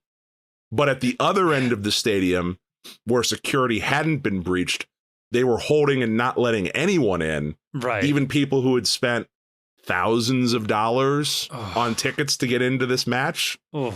And now, as we sit here and we're recording this at around, what is it, about 10:30 right now? Yeah. At about 10:30, police are going through the stadium row by row, attempting to find people who are in there without a ticket. Oh, my God. To arrest people because they weren't checking tickets for a ton of people that got in. There's been footage of people sneaking in through air ducts in the stadium, ventilations in crawl space. Taken 10 minutes ago, so this would have been at halftime, Stephen Goff with the Washington Post, folks in line still trying to get into the stadium. It's not a long line, but there's still people in line trying to get in, presumably with legit tickets. Yeah. Ugh. Good friend of the Post, Cincy, Cheyenne, between clean sheets. My tickets weren't checked, nor was seating enforced, so I'm hanging out behind the handicap seats in the upper level. Absolute mess. The video footage that has come out of this, I'll say it, is frightening. Yeah. If I was in this kind of a mob crowd, I would be profoundly uncomfortable, and that's saying something.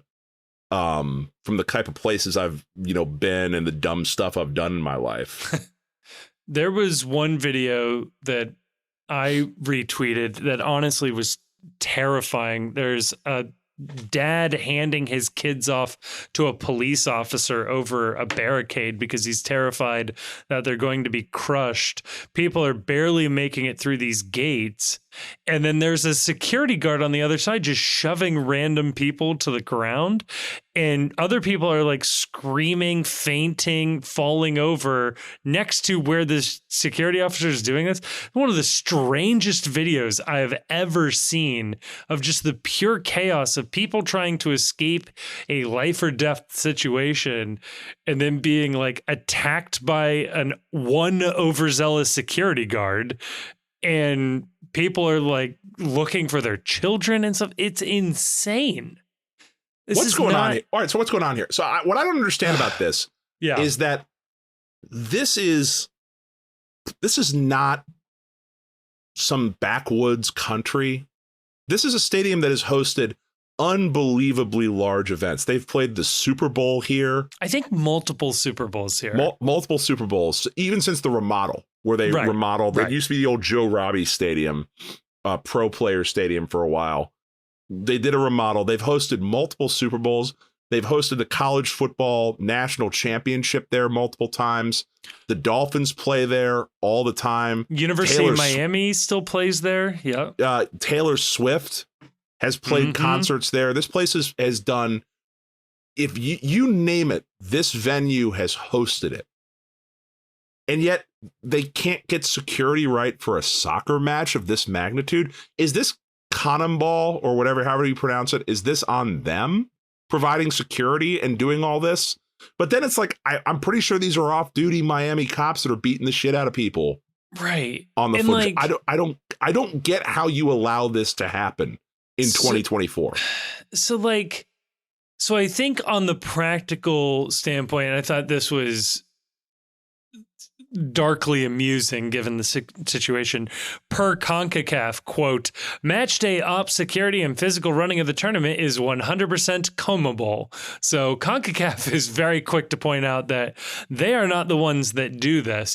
But I think at the end of the day, it doesn't matter who the quote unquote organizer is. Like, it's happening at Hard Rock Stadium. Surely the owners of Hard Rock Stadium have some say as to who the ticket takers are, who the security personnel are, how the event is run. Surely U.S. Soccer would be curious. CONCACAF would be curious what the plans are for CONMEBOL, because this was the quote unquote dry run for the World Cup. And if nothing else, they'd want to share homework. Oh, hey, CONCACAF, when we did the cup final here, we did this for security. We did this for ticketing. This is how we managed this. That's like half the reason why this Copa America is happening in the U.S. And the fact that this is a shit show is, I don't know, like, I don't know whose fault it is. I think it's everybody's fault. The security is clearly non-existent. The ticket takers are either moving slow, or the software, the systems weren't ready for this. They weren't ready for this large a crowd early enough in the day. I know at other places they set up multiple like tiers of security rings around the stadium. So you have to get through multiple checkpoints with a ticket, so that it's not just one time you're checking for a ticket at the gate. That's very rushable. Right. So many ways to do this better. Ugh.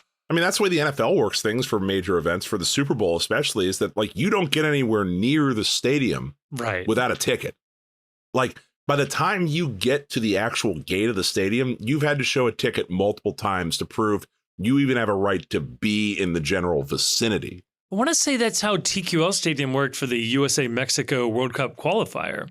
It's the only match at TQL Stadium I can remember that happening. But you had to check like at the bottom of the steps or somewhere around there before you cross Central, and then you walked up the steps, and then that's where I went in anyway, at the first financial gate. Then you checked your ticket again there. Yeah. Right.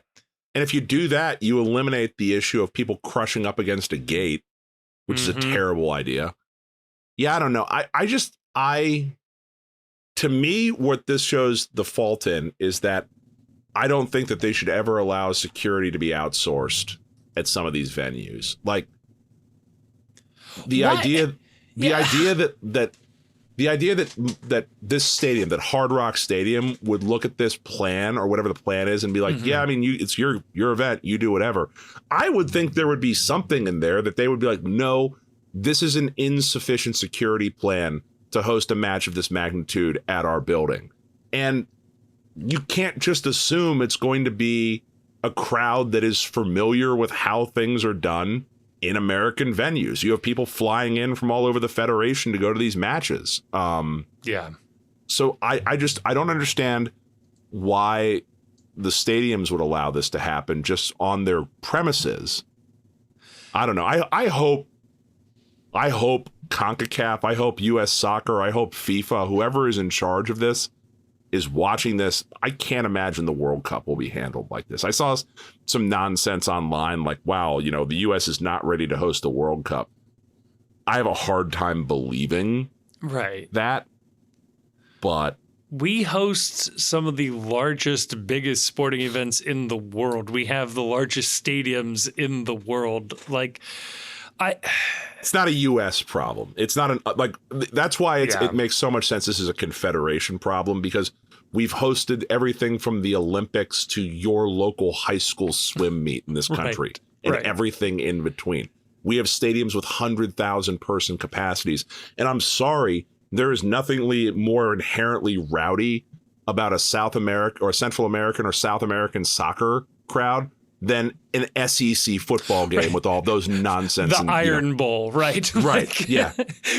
Yeah. I think it was the LSU Alabama national championship game, decade back or whatever, where there were like 100,000 people outside the stadium, just like there for the vibes. Like, right. Yeah, we can do this. So yeah, just this Copa has been trash. I'm been terrible. I hate it. And you know what, too? Okay, so if it's just going to turn into me bitching about the Copa. Please. All right. What does need to change between now and 2026 is that I hate this obsession with we are going to host soccer games in NFL stadiums where the pitch size isn't close to regulation. Ugh. And they do this stupid, we're going to bring in temporary turf, grass to put over turf. If we're going to host the World Cup in 2026, that's 2 years. These stadiums either need to eliminate the artificial turf and have actual grass as their primary playing surface, or they need to pick some new venues. Yeah. I'm sorry. The game is borderline unwatchable in some of these situations because the field quality is so poor. It's just been, everything about this tournament has been bad. The ticket prices were bad. It looked more and more like a cash grab the more you squint at this thing. Yeah. I don't know. The branding between the games and the stadiums wasn't quite there, which made the whole thing feel already more disorganized. Like when you watch the Euros, everything makes sense. It feels like a cohesive tournament. It's like watching the NCAA tournament where it's like, yeah, every city has its own little flavor or whatever, but like everything's branded nicely. You can very quickly turn on a broadcast and know exactly what round you're watching, the teams you're watching. The Copa America never felt that way. It was very disjointed. As you said, like it was just charging the maximum amount of dollars for every single ticket, which just sucks all the joy and fun out of it. Like the whole point of all of this was it's to make money. But yeah. Aside from that, was to grow the game, quote unquote. This is all supposed to be all the big buildup and the launch to the 2026 World Cup and how soccer is going to finally arrive in this country. And they could not have done that worse with how this tournament has played out, with how it was managed. And can I ask a meta question here? Please. A little bit? Okay. This third segment's going off the rails, but it's the post. What do you want from me? All right. So the Euros are played in Germany in a very confined area. Like Germany is, it's a country, but it's the size of maybe Ohio, Indiana, and Michigan put together. I don't know. I'm bad at geography. That might be too big. It might just be Ohio and Indiana. Yeah. I'm looking this up. The venues for the Copa America. Yeah. Las Vegas, Arlington, Texas, North Carolina, Kansas City, Orlando, Florida, Miami, Santa Clara, Atlanta, New York, Houston, Austin, Inglewood, California, Glendale, Arizona. If we're going to host a major tournament like this, doesn't it make sense to condense it down to a much smaller footprint in the country versus this cross-country? You're trying to coordinate security at venues that are thousands of miles away, coordinate a tournament thousands of miles. Wouldn't it be better off just hosting this in Texas or hosting this in Tennessee, right? And playing a couple of games at Neyland Stadium, a couple of games at the Nashville SC Stadium, a couple games at Nissan Stadium, or do it in Ohio, where you would have, you could theoretically Nippert, Ohio Stadium, Paul Brown Stadium, the Cleveland Browns Stadium, TQL Stadium, Lower.com Field. Yeah. Hell, the Glass Bowl in Toledo can hold like 25,000 people. Like, right. Condense down where you're holding these tournaments. I mean, Germany makes it easier because it's such a small country. Like you're trying to coordinate a tournament across a continent. It doesn't. Yeah, like somebody pointed out too, like just in Texas, I think they have like 20 stadiums that hold more than 40,000 people. Right. A couple of those are high school football stadiums. Like you can do this. Yeah, California could absolutely do this on its own. If you expand Cincinnati out a little bit, the ones you mentioned, but then throw in Indianapolis, Louisville, Lexington, and Detroit and Chicago while we're at it. And yeah, like you could put together some pretty solid tournaments just in this. The state of Florida would do just fine between all the universities and pro teams there.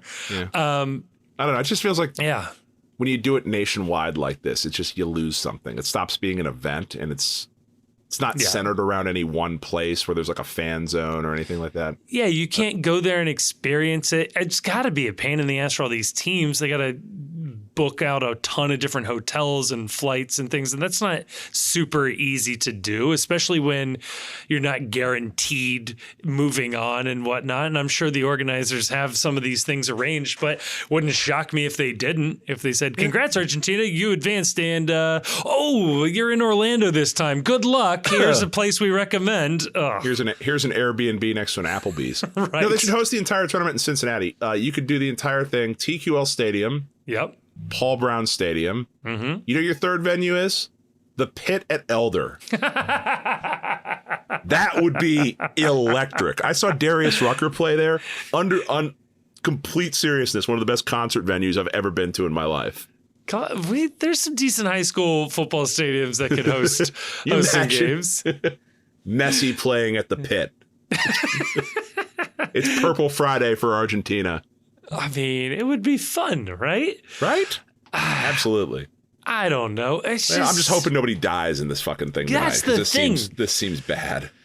Some of the videos I've seen, it wouldn't shock me if there's some horrific news by the time this night is over. But man, oh my gosh, it's just not good. It's not a good argument for the sport. It's not a good advertisement for MLS for whatever that tiny bit of this is worth. It's not growing the game, quote unquote. I don't know how many people are watching this who aren't soccer fans are going, oh man, I got to get in a part of this.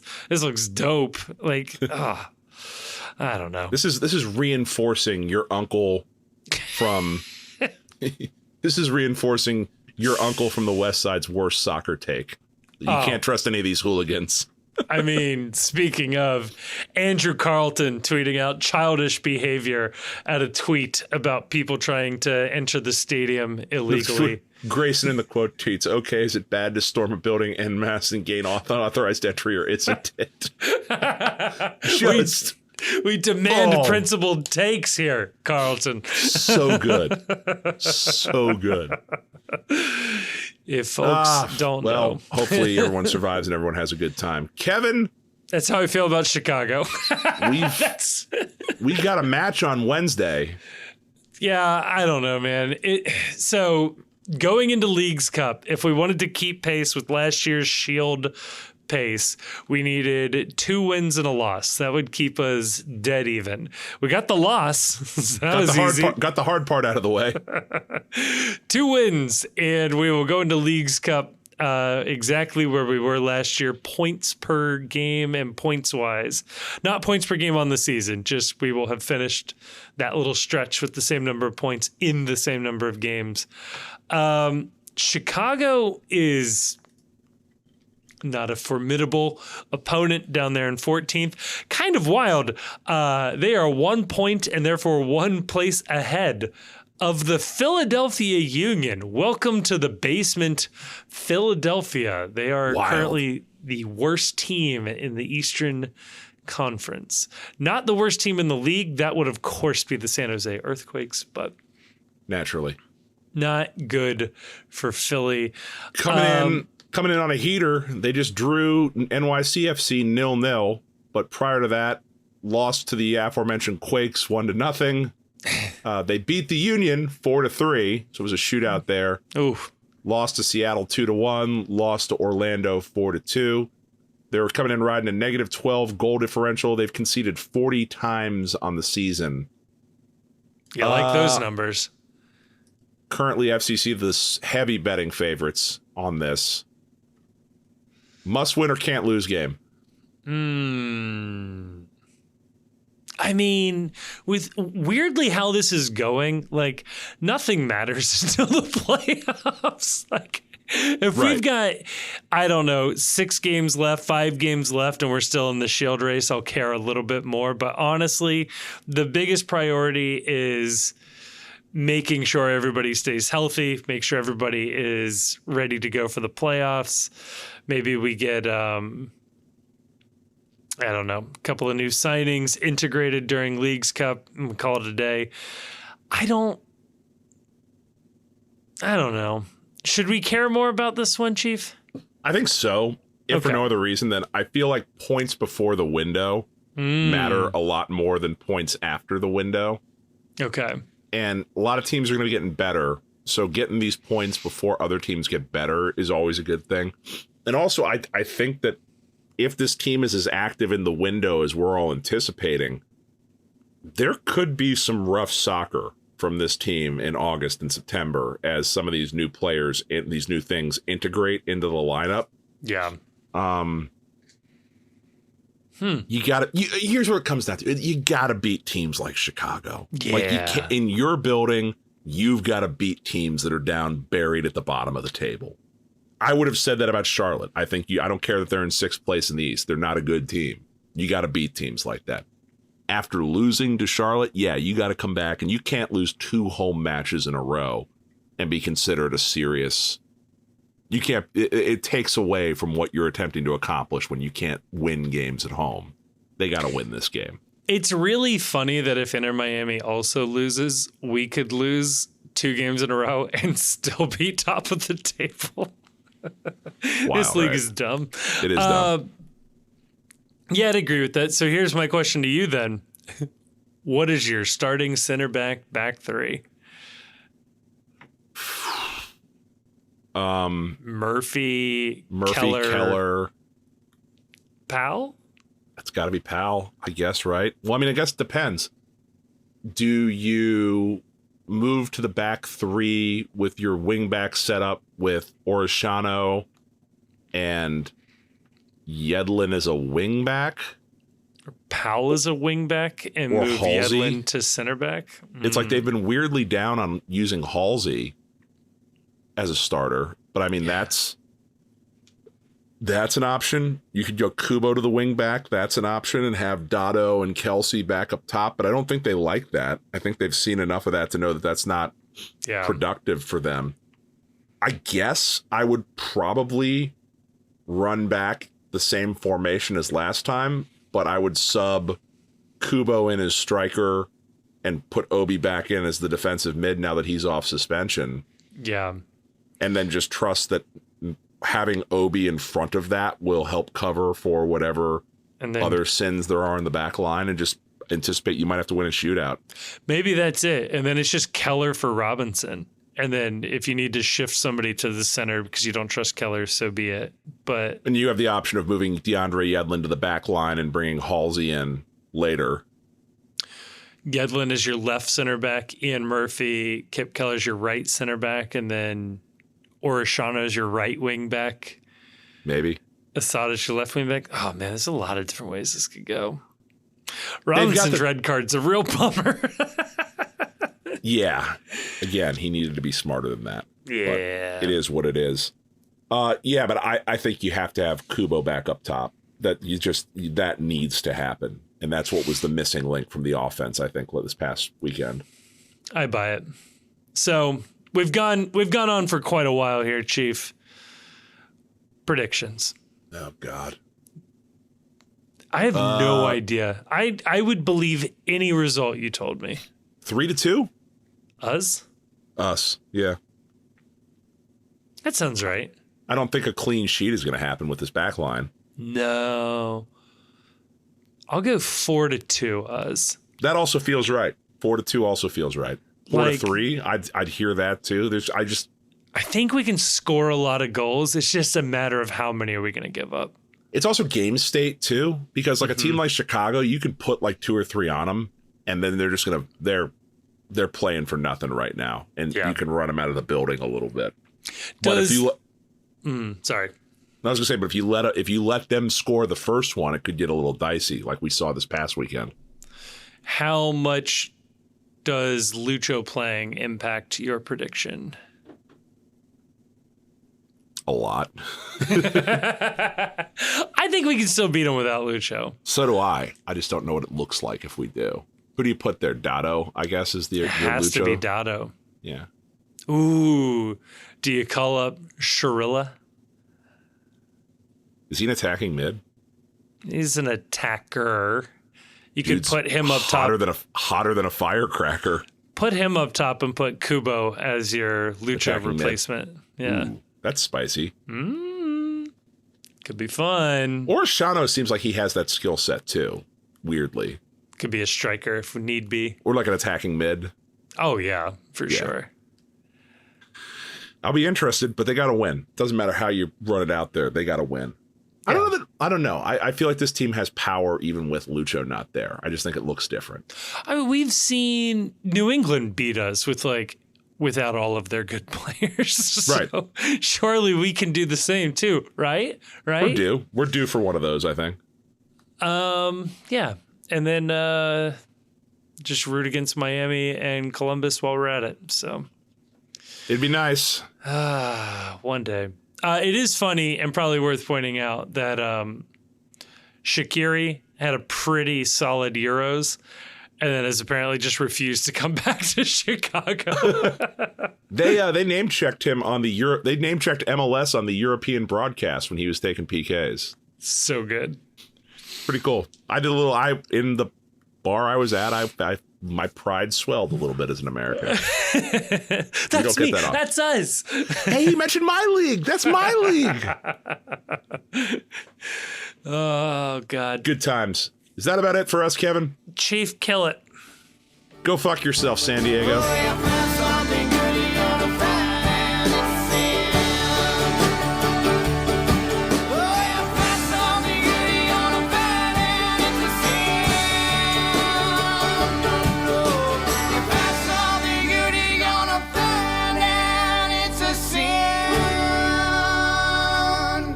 Thank you so much for listening to this episode of the Cincy Postcast. It is a production of The Post Cincy. You can check us out at thepostcincy.com or just click a link in the description to check out some of our written work. It also has links to our social media accounts across all sorts of different platforms, including YouTube, where we are trying to do more and more video content. Please, dare I say it, like and subscribe and leave a comment. But no, that would be really, really helpful. I also want to give a thank you to Jim Trace and the Makers. They're a local Cincinnati band who provided all of the music for this episode. We love having them on board. You can check them out. Again, link in the description of this episode to find out where they might be playing shows next or where you can listen to more of their music. Also want to give a massive, massive thank you to the awesome and very attractive patrons over on Patreon.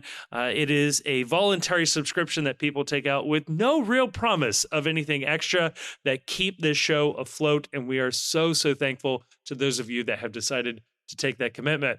If you do like the show, or at least just want to engage with other people who have listened to the show and want to talk about FC Cincinnati, MLS, soccer, or really anything else, you can go on over to Discord. Again, link in the description. Lots of links in the description where you can find a link to the Discord. That's where we are keeping the conversation going 24/7. It feels like it's a really fun group of people in there just talking about FC Cincinnati and, like I said, just about everything else.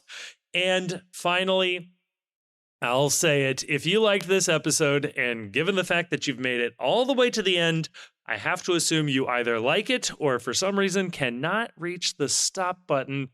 Please share this episode with a friend or family member or someone who likes FC Cincinnati. The best way for us to grow is from a personal recommendation from somebody who likes it. And if that's you, please tell other people. And if you don't have any friends, feel free to give us a review on whatever your podcast platform of choice is. We'll take anything we can get. But again, a huge, huge thank you to everybody for listening to this show. I am blown away that anybody listens to this. So again, I well and truly mean this. Thank you so much for listening.